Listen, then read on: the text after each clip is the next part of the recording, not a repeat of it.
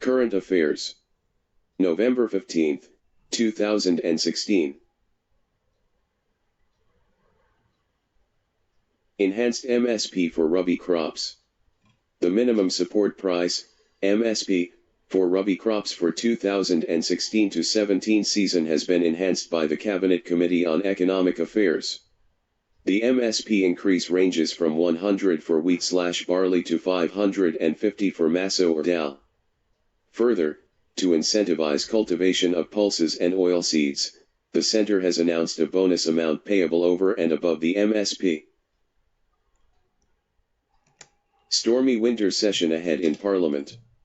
The Parliament is set to witness a high-decibel winter session, which commences from November 16. The opposition parties will try to pin down the government for its failure to mitigate the sufferings of the common man due to demonetization. However, there are divisions in the ranks of opposition, with TMC seeking a rollback and Congress calling for minimizing the discomfort. China pushes for RCEP trade pact. With U.S. President-elect Donald Trump dumping the Obama-promoted Trans-Pacific Partnership, TPP, China is vigorously promoting Regional Comprehensive Economic Partnership, RCEP, among the Asian countries. RCEP is a trade pact involving 16 countries, 10 ASEAN countries and China, Japan, India, South Korea, Australia, and New Zealand. Together these countries represent around half of the world population and 30% of world GDP. RCEP trade pact is among the Asia-Pacific nations.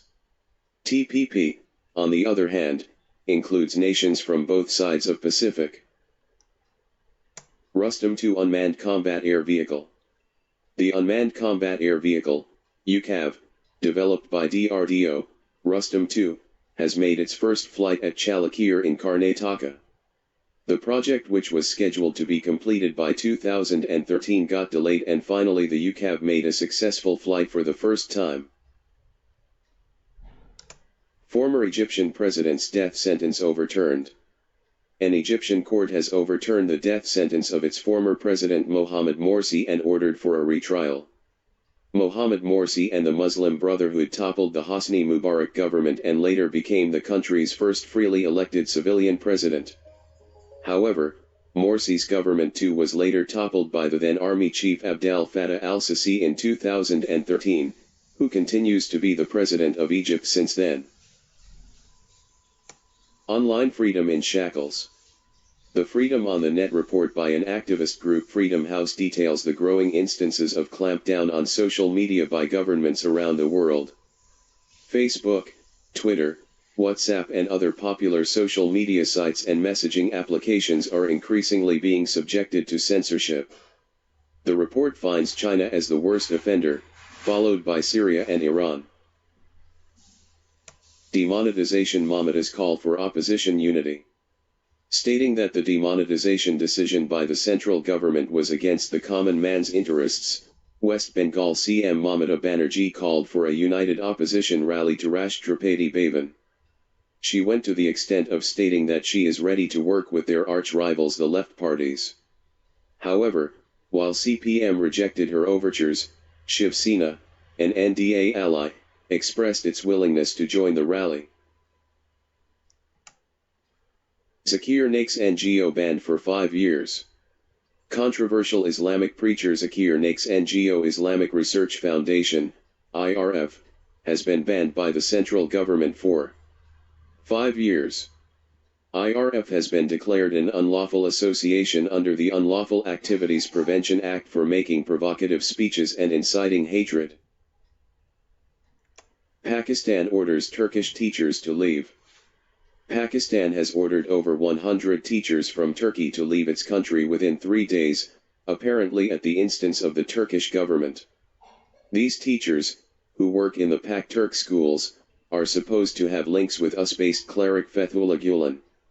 Turkey believes that Gulen is behind the military coup in their country in July 2016. Indo-Pak détente on cards. Sartaz Aziz, the foreign policy advisor to Pakistan government, is set to visit India for the Heart of Asia conference. The conference, which focuses on rebuilding the war-ravaged Afghanistan, is to be held at Amritsar, Punjab, on December 3. Sartaj Aziz hoped that his visit could defuse the tension between his country and India. The two countries have locked horns since URI terror attack in which 19 Indian soldiers were killed. Union budget to be presented on February 1. The government has confirmed that the union budget for the year 2017-18 will be presented on February 1, 2017.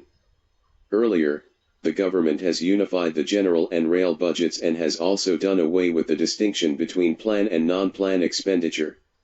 Hence, 2017 will not see a railway budget being presented the first time since 1924 when general and rail budgets were presented separately by the British government. WhatsApp video calling.